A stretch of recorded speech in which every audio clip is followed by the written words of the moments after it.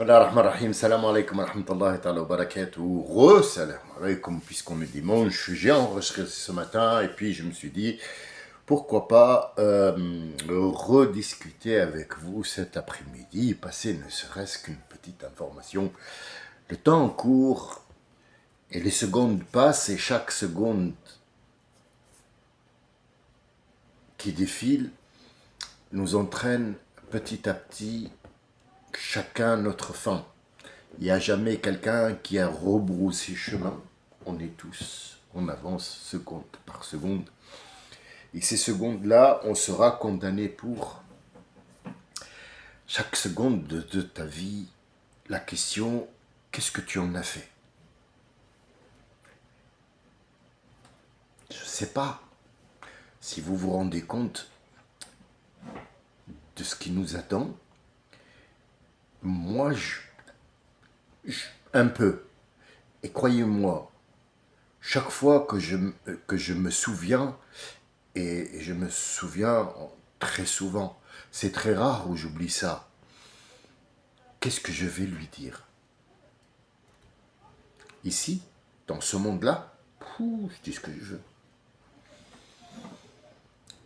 Tous les prétextes sont bons, les moqueries sont bonnes.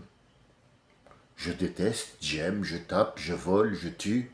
Tout ça, c'est bon. Oui, oui. Je suis très riche, je fais ce que je veux, je tue des gens, je fais des guerres. Il n'y a pas de souci. Le problème, c'est que les contes de l'autre côté, je ne pense pas que Hitler a pensé à ça. Pharaons, tous les pharaons, ceux même des pharaons de maintenant. Eh oui, nous avons un pharaon qui a 8 ans. Enfin, 80, mais si on enlève le zéro, puisque lui-même c'est un zéro, il lui reste 8 ans d'âge. 8 ans. Vous vous rendez compte, il va taper sur l'Iran pour une simple et unique raison. Vous n'avez aucune idée, les amis. Je vais vous le dire, je ne suis pas un politicien et j'en ai absolument rien à foutre de ce qu'ils font. Franchement, s'il y a quelque chose que je ne ferai pas dans ma vie, tu peux me dire, tu as le choix entre devenir voleur ou politicien, je viendrai voleur. Enfin non, puisque le politicien est voleur. Qu'est-ce que tu veux faire? Quelque chose que le politicien ne fait pas. En fait, il fait tout. Il tue, il vole, il pille, il opprime.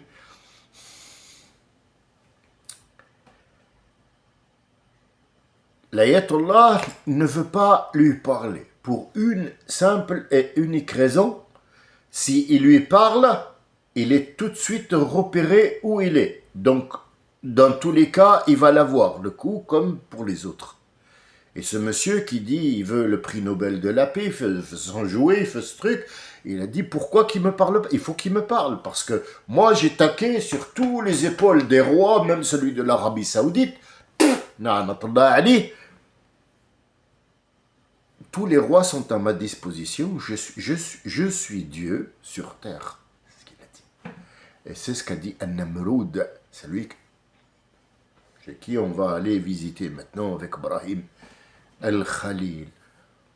Mais avant, je voulais un petit peu que vous passiez un message pour moi. Je pense que vous avez le cran. Les 15 personnes ont sûrement, à part les Français qui n'ont pas de famille nord-africaine, tous les autres ont des familles nord. Et ils rentrent au pays, même s'ils sont là, même si c'est des Français, et leurs parents sont des immigrés. S'il vous plaît, faites comme moi. C'est pas grave. 1 an, 2 ans, 3 ans, je ne rentre pas. Pour une et simple, on est toujours dans la une et simple raison. Parce qu'elle n'est pas aussi simple. Et Trump n'est pas aussi simple. Et le pharaon n'est pas aussi simple. On va être jugé pour chaque seconde. Et la seconde, regarde voir ce que tu as possédé, les gestes que tu as fait, ce que tu as pensé. C'est beaucoup une seconde. Vous vous rendez compte, le billet d'avion pour aller en Tunisie, combien il coûte? En Algérie, au Maroc? Allez, dites-moi un prix. Alors, il faut savoir que ça, c'est une bouteille d'eau. Bon, peu importe bon, je ne fais pas de la publicité, mais c'est une bouteille d'eau la moins chère qui existe au monde. Elle coûte 10 centimes. Qu'est-ce qu'on a acheté là-dedans, nous? On a acheté l'eau qui est dedans? Non. L'eau, normalement, selon les écrits qu'ils ont, eux, hein, de la société, n'est pas vendable. On ne vend pas l'eau. Et pourtant, ils le vendent. Mais il te dit, nous vendons le service. Donc, en fait, dans les 10 centimes qu'il y a dans cette bouteille-là, il y a le transporteur, le grossiste, l'intermédiaire, et ainsi de suite. Il y en a 50 millions de personnes pour que cette bouteille atterrisse chez moi. Or, moi, je l'achète avec tout ce monde-là. 10 centimes. C'est une cristalline. Enfin, c'est de l'eau de merde. Il n'y a pas de cristalline, il n'y a pas de source, il n'y a rien du tout. C'est de l'eau mise dans du plastique. Le problème, c'est que ça, à l'aéroport, elle coûte 3,50 €. C'est de l'eau primatie ou pas? C'est du vol ou c'est pas du vol? Disons que ça, c'est pas un problème. Le souci, c'est que tu ne rentreras pas avec l'eau. Ça veut dire non seulement je vais te voler, mais je t'interdis de t'apporter ton propre eau. Ta propre eau. D'accord. Maintenant, les valises, que ça soit en soute ou en cabine, c'est payant. Et pour qu'ils t'informent, parce que bon, tu vas prendre un billet, le 14, 10, 25 ou 2026, tu vas prendre l'avion en direction de Marseille, machin, pour qu'ils t'envoient ce truc-là par mail, pour que tu puisses l'avoir. Parce que la plupart des gens, on prend un billet d'avion sur le truc, sur un intermédiaire. Donc en fait, quand tu vas par exemple à Tunisair, tu demandes un billet d'avion, ils te disent 600 €. Hein? Mais je ne vais pas faire un hajj, moi. Hein? Je vais juste prendre l'avion. C'est un taxi aérien. Oui, c'est 600 €. Bon, disons que tu n'as pas le choix. 600, attention, ça veut dire moyenne saison. Petite saison, ils te disent des prix attractifs, 145. Ah, c'est bien. Allez. Ah bon? Et le retour? Ah, ça dépend quel jour. Ben, ça sera un jeudi. Ah, c'est 70. Et vendredi? Ah non, vendredi, c'est plus cher. Et dimanche? Ouh là là, c'est encore plus cher. C'est 145. Donc, en fait, le billet, c'est 300, quoi. En basse saison, c'est 300. Ouais, mais 300 hors taxe. Et oui. Et il faudrait que tu payes pour l'agence chez laquelle tu as pris, je sais pas, Dream ou Ryanair ou j'en sais rien du tout. Enfin, tu payes pour pouvoir... D'accord. Mais jusque-là, ça va. Ah non, non, non, il faut payer maintenant les bagages. Aller, c'est un prix, c'est 95 €. Retour, c'est 95 €.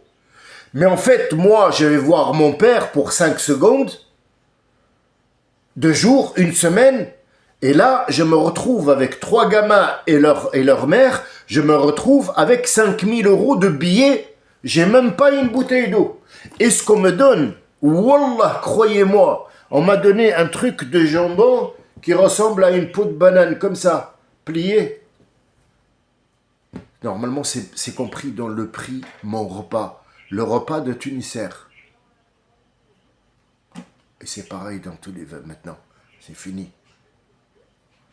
Billet, assurance, siège, le siège. Mais je vais pas prendre l'avion debout. Ah oui, mais il faut choisir un siège pour faire la confirmation. Mais j'ai acheté un billet d'avion. Et ça veut dire qu'il y a un siège intégré. J'ai pas acheté un billet d'avion et j'achète le siège. Si, c'est 8 €.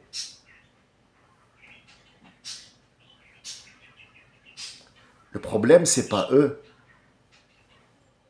Le problème, c'est nous.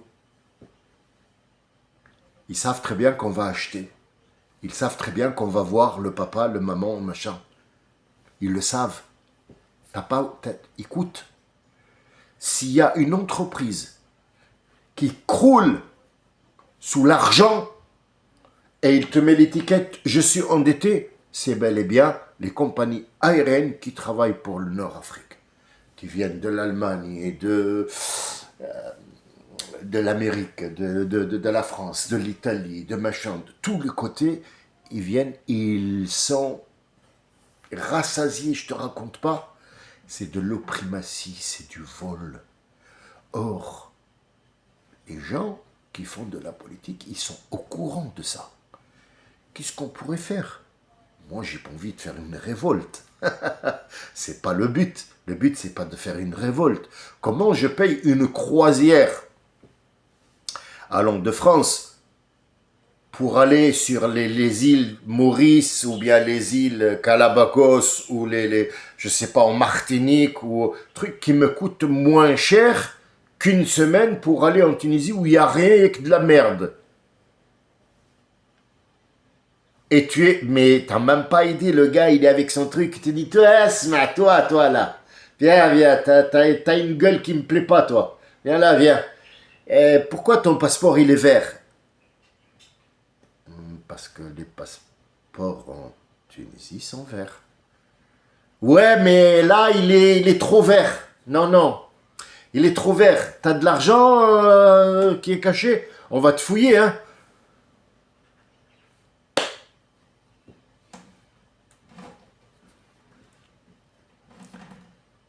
Quel est son droit sur toi? Tu sais c'est quoi son droit? C'est la peur qu'on a. Est-ce que vous savez combien de fois Allah il a dit dans le Coran, La takhafuhum, n'ayez pas peur.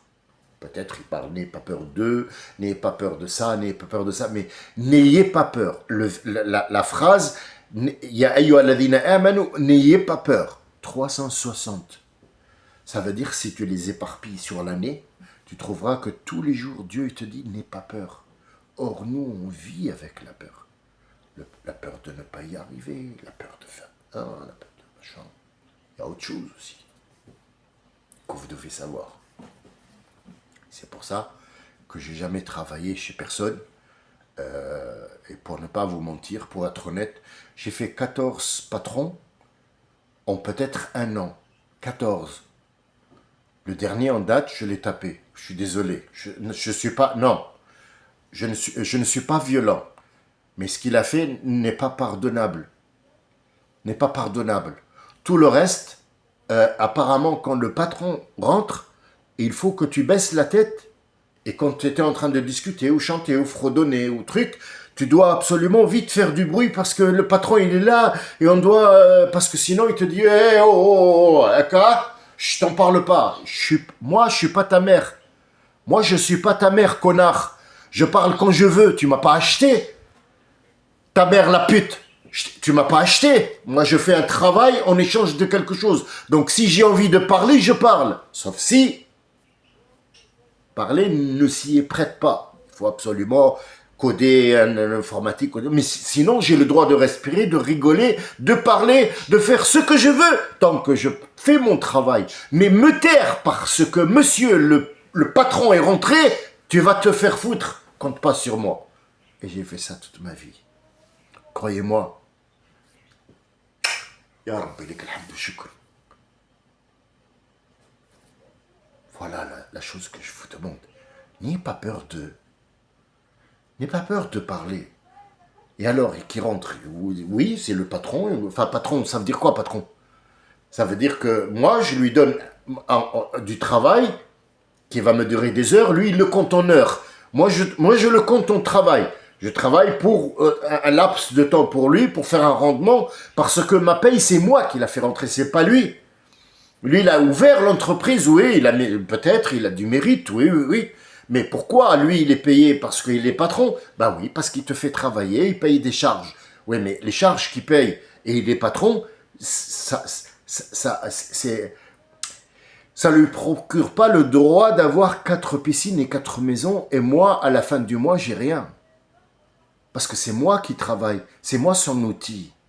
Peu importe l'entreprise, c'est quoi. Même un conducteur d'avion. Manifeste, mais il n'y a rien. Il n'y a rien. Quelle retraite tu vas avoir, c'est quoi? Tu as peur de quoi?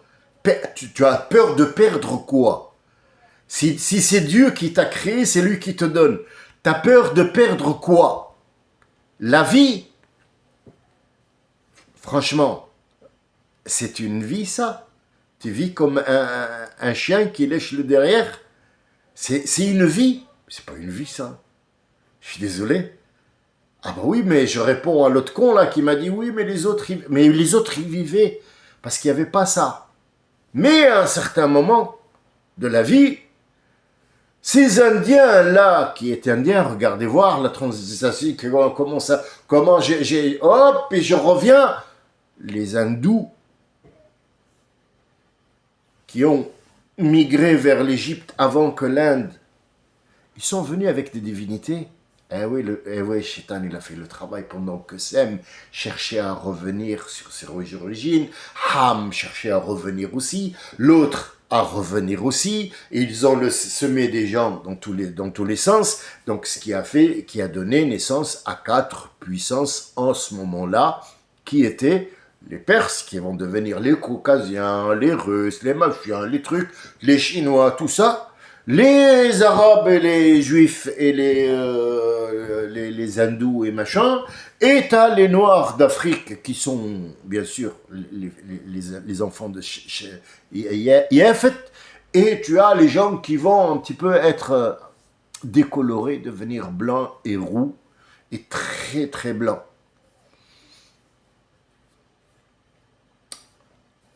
Qui vont devenir beaucoup. Beaucoup par rapport à quoi? Par rapport à maintenant, jamais de la vie. C'était par rapport à eux, c'est beaucoup déjà. Je vous l'ai dit l'autre fois dans Younes qui va venir après, pas longtemps.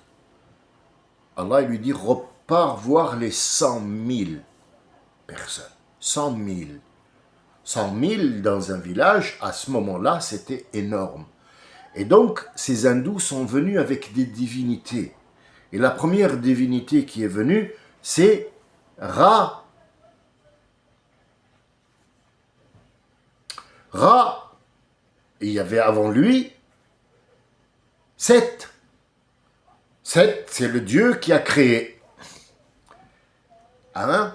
Bah oui, ils ont fait des hiéroglyphes comme quoi il avait un chapeau avec une tête d'aigle et l'autre avec un serpent, je sais pas quoi. Donc Seth et Ra. Ra qui est Ra, c'est celui qui nous regarde. Et donc le soleil, ce soleil-là, eh ben c'est l'œil de Ra. C'est l'œil du dieu Ra qui nous regarde. Et à fur et à mesure du temps, ils vont s'installer et les gens qui vont commencer à faire ce qu'on appelle temple.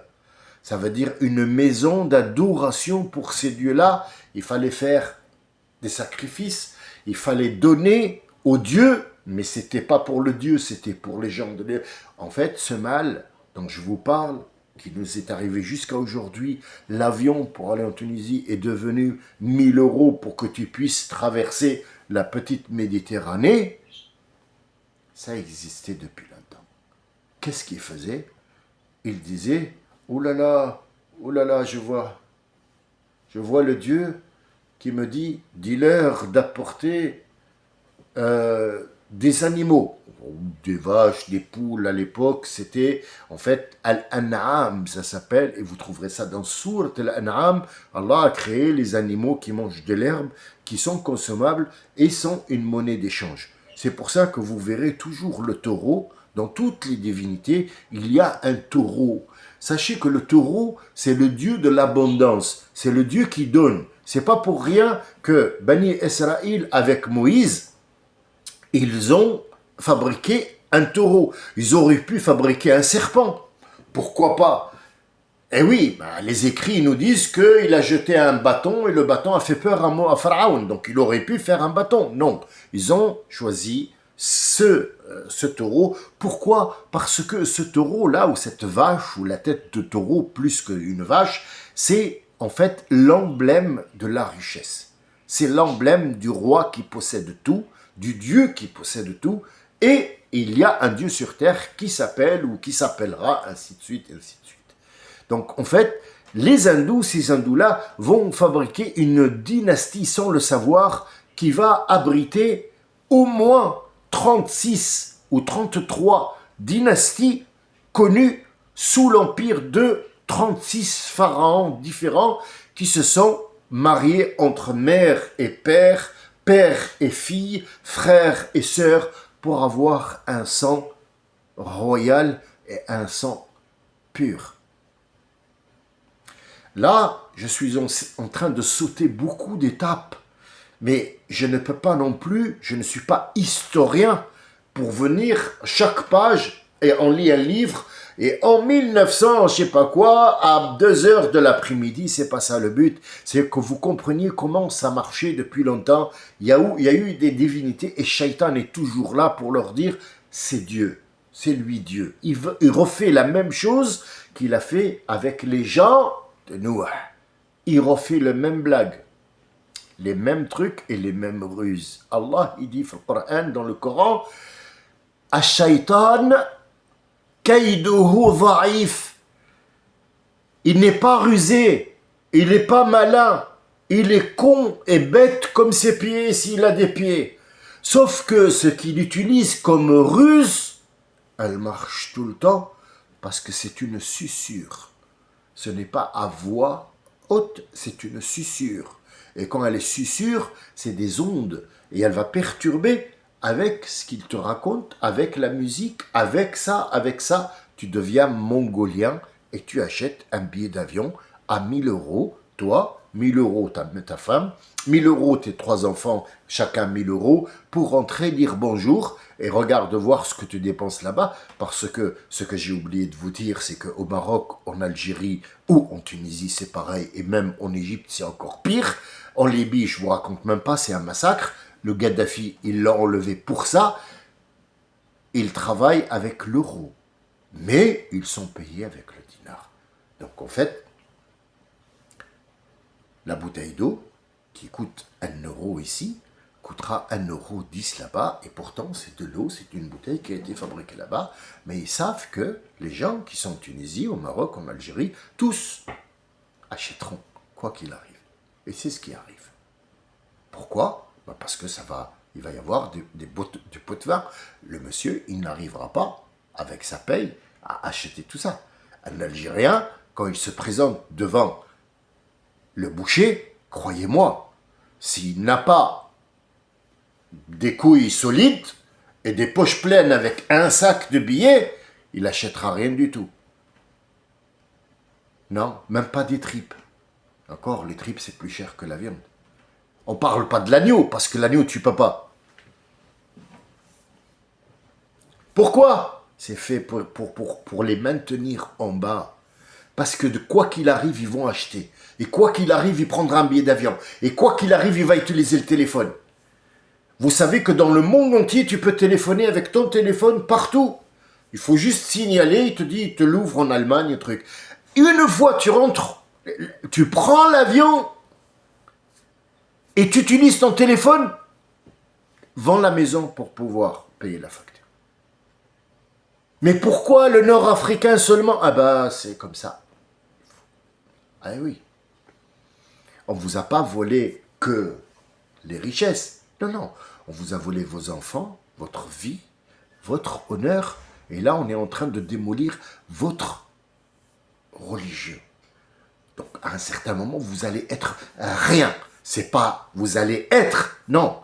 Vous allez être rien. C'est ce qui arrive. Pourquoi ? Pourquoi ? Parce que il y a des divinités qui s'installent et le plus grand dieu aujourd'hui, ce n'est pas Ra, mais c'est le euro ou le dollar. C'est lui le dieu qui commande tout. Ce dieu-là, on le vénère.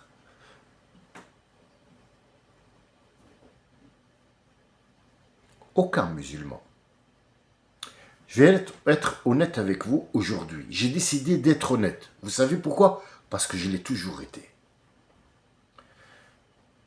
Il y a 4 personnes qui ont répondu présent, que Dieu leur donne et leur donne et leur donne à ne plus savoir où mettre. Je ne vais pas nommer.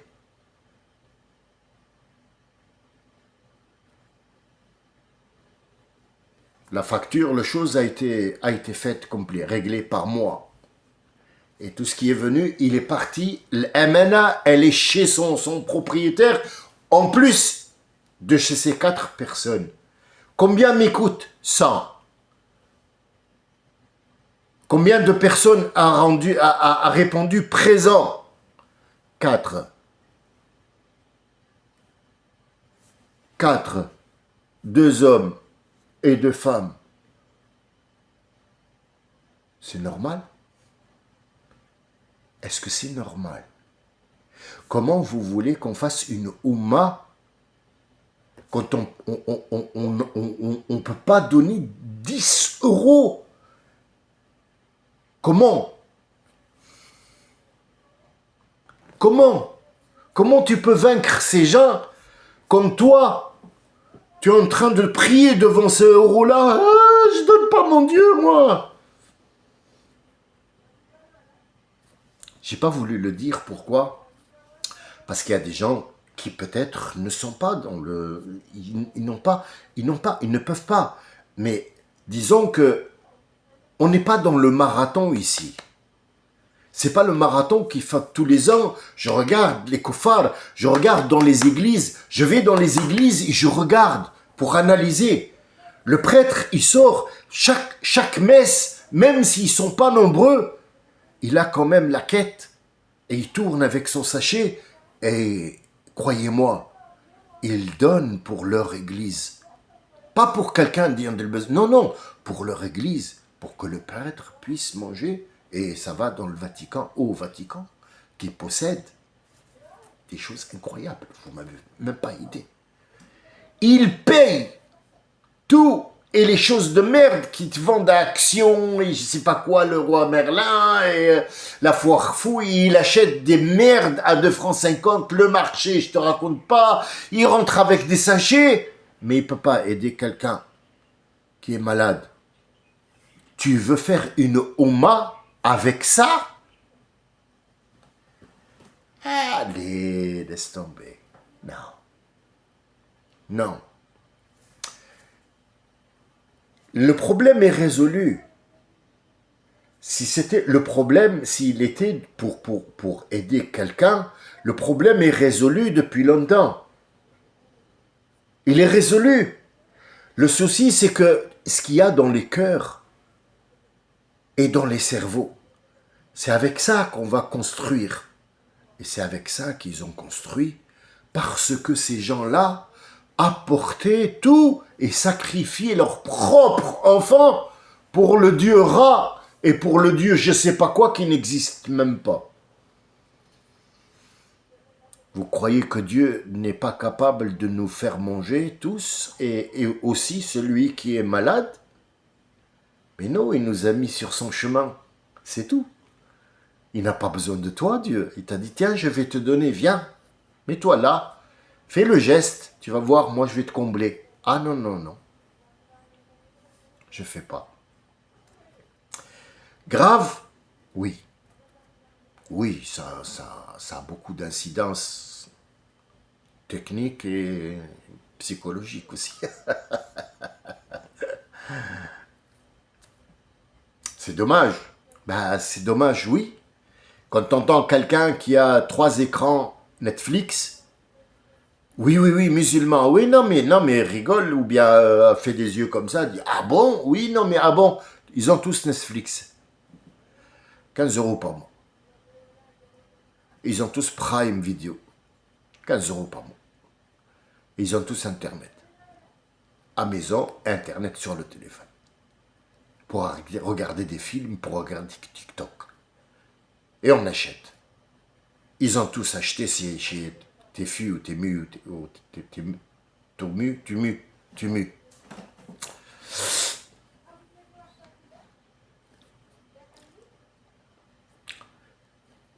Nous vivons sur une planète. Et si par exemple on prend de la hauteur pour regarder d'en haut, qu'est-ce qu'on voit? On voit un bout de terre qui est séparé. Ça veut dire si on le rassemble, on rapproche l'Amérique du Nord, l'Arabie Saoudite, on le met, c'est un rond. On est tous en train de tourner en rond dans ce truc-là. La plupart de nous va aller en bas dans 100 ans.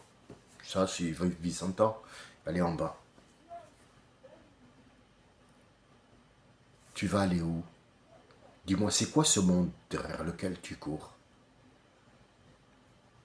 C'est quoi? C'est pour imposer ta présence.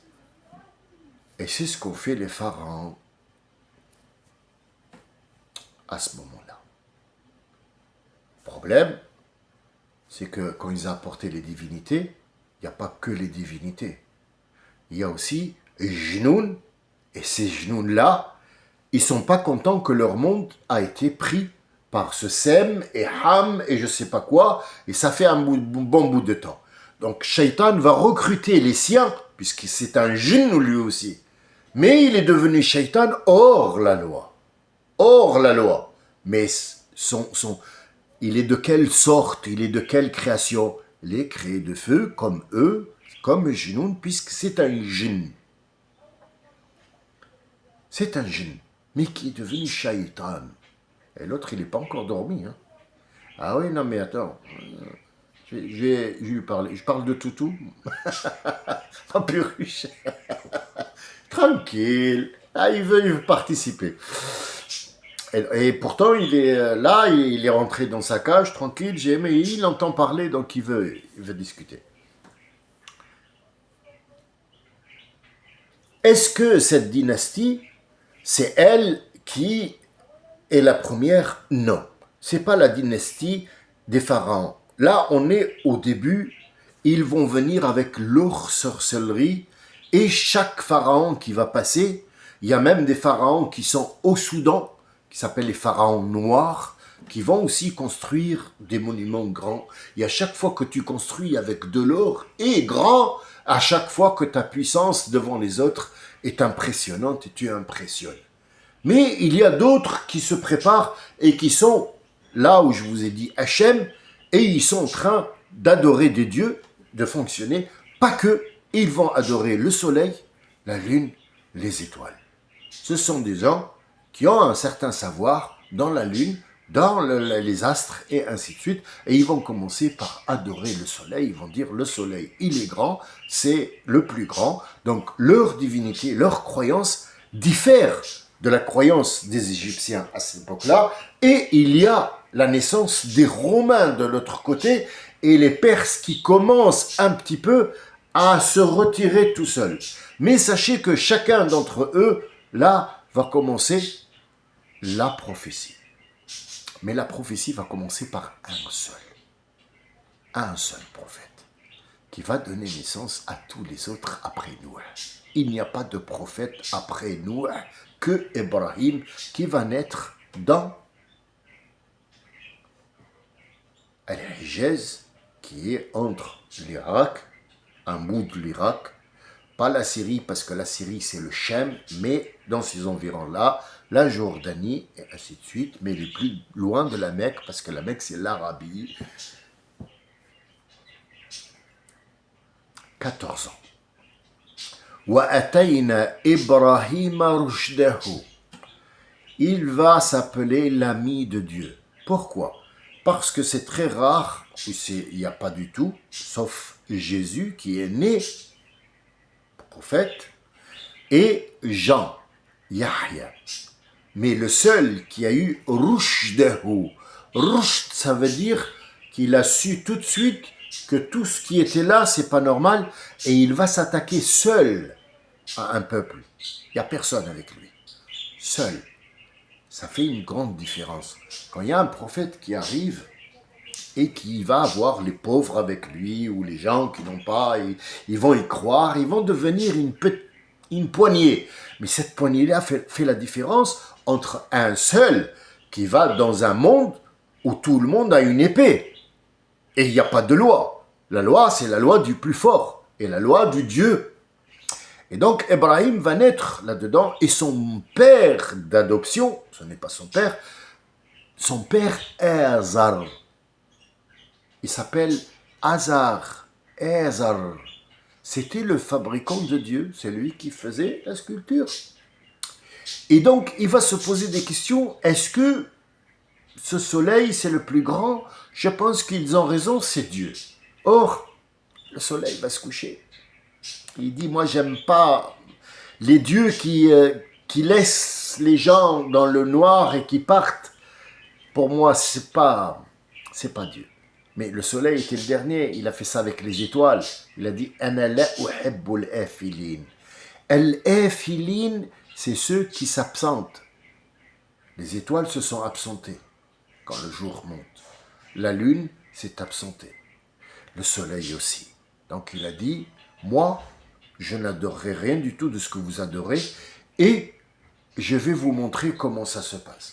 Le jour où il y avait la fête, pour honorer leur Dieu, ils leur ont donné à manger dans le temple et ils sont allés adorer les dieux qui sont célestes.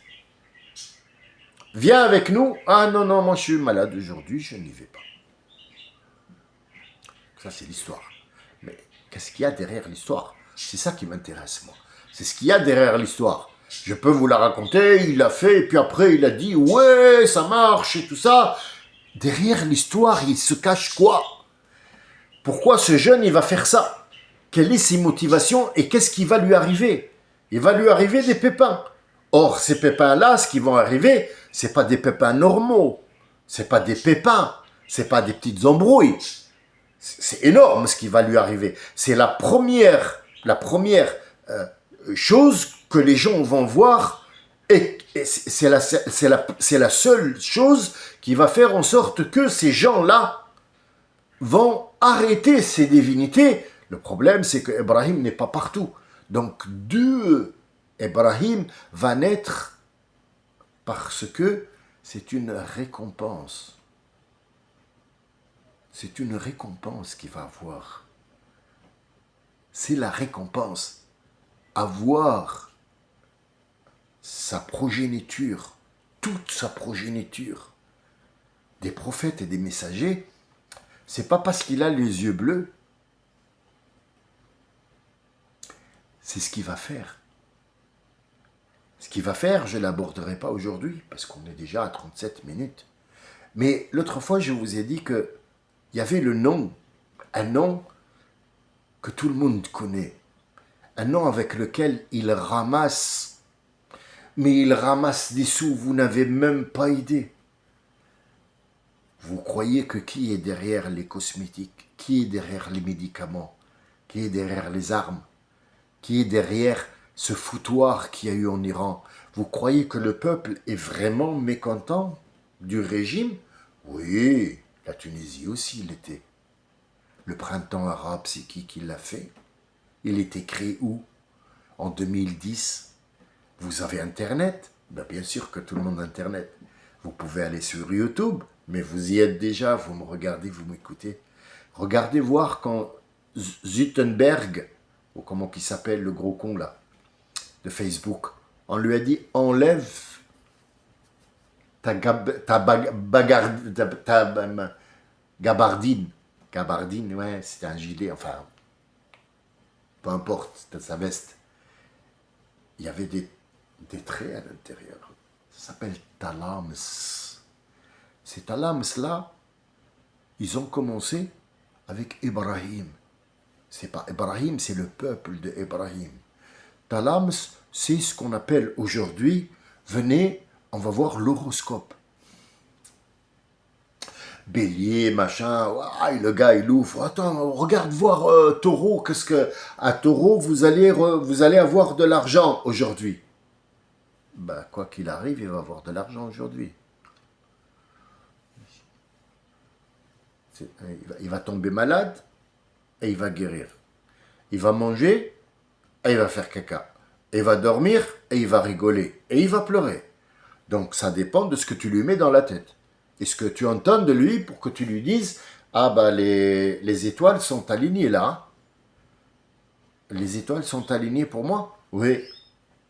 Moi le taureau, je suis taureau. Oui. Mais taureau de quoi? Moi je suis né en février. Pourquoi février c'est le taureau? Eh ben, parce que... ferme ta gueule, c'est comme ça. Bah oui. Bah oui, mais je vais t'appeler la police. Il m'agresse, il me dit l'horoscope c'est pas vrai. Et c'est un truc qui existe depuis le peuple d'Ibrahim. Voilà ce qu'il faut voir en fait. C'est pas l'histoire, c'est ce qu'il y a derrière l'histoire. Cette femme à qui on a donné le nom du cosmétique qui fait ravage, vous savez même pas idée ça. S'appelle Sephora. Sephora. Vous croyez que quelqu'un t'a dit, comment on va appeler le magasin? On va l'appeler Youssef. Non, moi j'ai mieux. On va. Qu'est-ce qu'on va l'appeler? Tiens, on va l'appeler Sephora. Non. Sephora, c'est la femme de Moïse. Et Israël, c'est le père des 12 fils de Jacob qui s'appelle Israël. Vous voyez ce que je vous dis? L'histoire, elle est à prendre avec des pincettes. Si on ne comprend pas l'histoire, c'est pas la peine d'entendre l'histoire. C'est pas la peine de l'entendre. C'est pas le chevalier de la table ronde et Arthur qui a enculé Merlin. C'est pas ça l'histoire. L'histoire, c'est comment ça a commencé et ce qui a commencé là-bas, on le vit aujourd'hui, ici, là, maintenant. Comme ça a commencé, ça finira. C'est Dieu qui nous l'a promis. Kama bada'na al-khalq nu'iduhu. Comment l'a commencé? Les continents vont s'approcher. Et oui, l'extension du Big Bang, ça fait poum! Et l'explosion, que je vous ai expliqué l'autre fois, elle va et elle s'élargit. Le cosmos, c'est avec cette flagration, c'est cette onde de choc qui fait agrandir les choses et les lunes et les astres et les cosmos s'éloignent petit à petit l'un de l'autre. C'est ce qui fait ce changement climatique. Mais le changement climatique que nous vivons aujourd'hui, il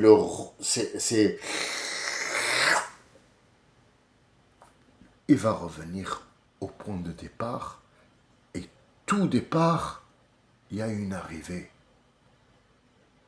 Et pas tout ce qui est rond, c'est un trou du cul. Non, il y a aussi des zéros qui sont ronds. Salam alaikum wa rahmatullahi wa barakatuh.